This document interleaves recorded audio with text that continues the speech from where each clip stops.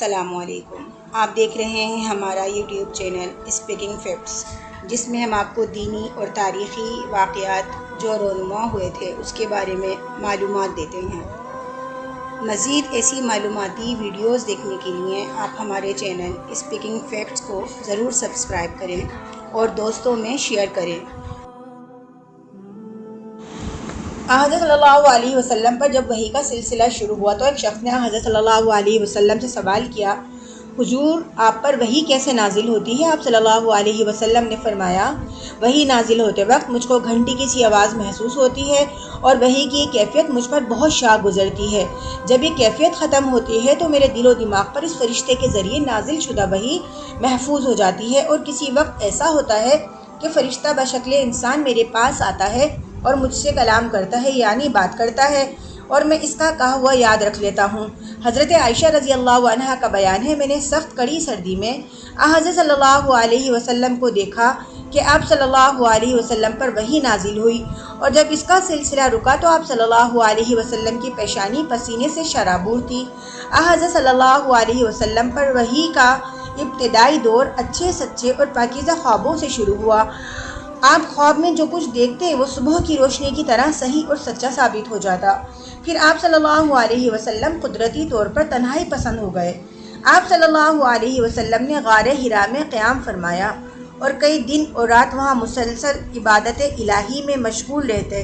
جب تک گھر آنے کو دل نہیں کرتا تو وہیں رہتے، یہاں تک کہ آپ پر حق منکشف یعنی کھل جاتا اور غار حرا میں قیام پذیر رہتے۔ ایک دن اچانک حضرت جبرائیل علیہ السلام آپ کے پاس آئے اور کہنے لگے، اے محمد پڑھو۔ آپ صلی اللہ علیہ وسلم فرماتے ہیں، میں نے کہا میں پڑھنا نہیں جانتا۔ آپ صلی اللہ علیہ وسلم فرماتے ہیں، فرشتے نے مجھے پکڑ کر اتنی زور سے کھینچا کہ میری طاقت جواب دے گئی، پھر مجھے چھوڑ کر کہا پڑھو، پھر وہی جواب دیا کہ میں پڑھا ہوا نہیں ہوں۔ اسی فرشتے نے نہایت ہی زور سے مجھ کو کھینچا، مجھ کو سخت تکلیف محسوس ہوئی، پھر میں نے کہا میں پڑھنا نہیں جانتا۔ فرشتے نے تیسری بار مجھ کو پکڑا اور تیسری مرتبہ مجھ کو کھینچا، پھر مجھے چھوڑ دیا اور کہنے لگا، پڑھو اپنے رب کے نام کی مدد سے جس نے پیدا کیا اور انسان کو خون کی پھٹکی سے بنایا، پڑھو اور آپ کا رب بہت ہی مہربانیاں کرنے والا ہے۔ یہی آیتیں سن کر حضرت جبرائیل علیہ السلام غار حرا سے واپس ہوئے۔ آپ کا دل اس انوکھے واقعے سے کانپ رہا تھا۔ آپ صلی اللہ علیہ وسلم حضرت خدیجہ رضی اللہ عنہا کے تشریف لائے اور فرمایا کہ مجھے کمبل اڑا دو، مجھے کمبل اڑا دو۔ دو لوگوں نے آپ صلی اللہ علیہ وسلم کو کمبل اڑا دیا۔ جب آپ صلی اللہ علیہ وسلم کا ڈر ختم ہوتا رہا تو آپ صلی اللہ علیہ وسلم اپنی زوجہ محترمہ حضرت خدیجہ رضی اللہ عنہا کو تفصیل کے ساتھ یہ واقعہ سنایا اور فرمانے لگے، مجھ کو اب اپنی جان کا خوف ہو گیا ہے۔ آپ صلی اللہ علیہ وسلم کی اہلیہ محترمہ حضرت خدیجہ رضی اللہ عنہا نے آپ کی ڈھارس باندھی اور کہا، آپ کا خیال صحیح نہیں ہے، خدا کی قسم آپ کو اللہ کبھی رسوا نہیں کرے گا۔ آپ تو اخلاق فاضلہ کے مالک ہیں، بے کسوں کا بوجھ اپنے سروں پر رکھ لیتے ہیں، مفلسوں کے لیے آپ کماتے ہیں، مہمان نوازی میں آپ بے مثال ہیں اور مشکل وقت میں آپ حق کا ساتھ دیتے ہیں۔ ایسے اوصاف حسنہ والا انسان یوں بے وقت ذلت و خواری کی موت نہیں پا سکتا۔ پھر مزید تسلی کے لیے حضرت خدیجہ رضی اللہ عنہا آپ صلی اللہ علیہ وسلم کو اپنے چچا زاد بھائی ورقہ بن نوفل کے پاس لے گئیں، جو ان کے چچا زاد بھائی تھے اور زمانے جاہلیت میں نصرانی مذہب اختیار کر چکے تھے اور عبرانی زبان کے کاتب تھے، یعنی عبرانی زبان میں کتاب لکھتے تھے، انجیل کو بھی عبرانی زبان میں لکھتے تھے۔ وہ بہت بوڑھے ہو گئے تھے، یہاں تک کہ ان کی بینائی بھی چلی گئی۔ حضرت خدیجہ رضی اللہ عنہا نے ان کے سامنے آپ صلی اللہ علیہ وسلم کے حالات بیان کیے اور کہا، اے چچا زاد بھائی، اپنے بھتیجے محمد صلی اللہ علیہ وسلم کی زبانی ذرا ان کی کیفیت سن لیجئے۔ وہ بولے، بھتیجے آپ نے جو کچھ دیکھا ہے اس کی تفصیل سناؤ۔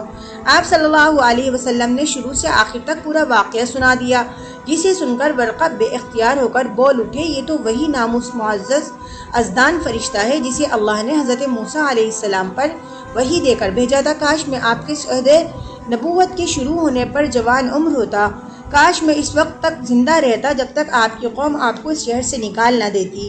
رسول اللہ صلی اللہ علیہ وسلم نے سن کر حیران ہو کر پوچھا، کیا وہ لوگ مجھ کو نکال دیں گے، حالانکہ میں تو ان میں صادق و امین مقبول ہوں؟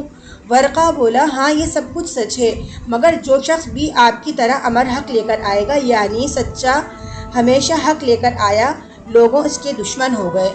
اگر مجھے آپ کی نبوت کا وہ زمانہ مل جائے تو میں آپ کی پوری مدد کروں گا۔ مگر ورقہ کچھ دنوں بعد انتقال کر گئے۔ پھر کچھ عرصے تک وحی نازل نہ ہوئی۔ آپ صلی اللہ علیہ وسلم نے وحی کے جانے کے حالات بیان فرماتے ہوئے کہا، ایک دن میں جا رہا تھا، اچانک میں نے آسمان کی طرف سے ایک آواز سنی۔ میں نے سر اٹھا کر آسمان کی طرف دیکھا۔ کیا دیکھتا ہوں، وہی فرشتہ جو میرے پاس غار حرا میں آیا تھا وہ آسمان اور زمین کے بیچ میں ایک کرسی پر بیٹھا ہوا ہے۔ میں اس سے ڈر گیا اور گھر آنے پر میں نے پھر کمبل اوڑھنے کی خواہش ظاہر کی۔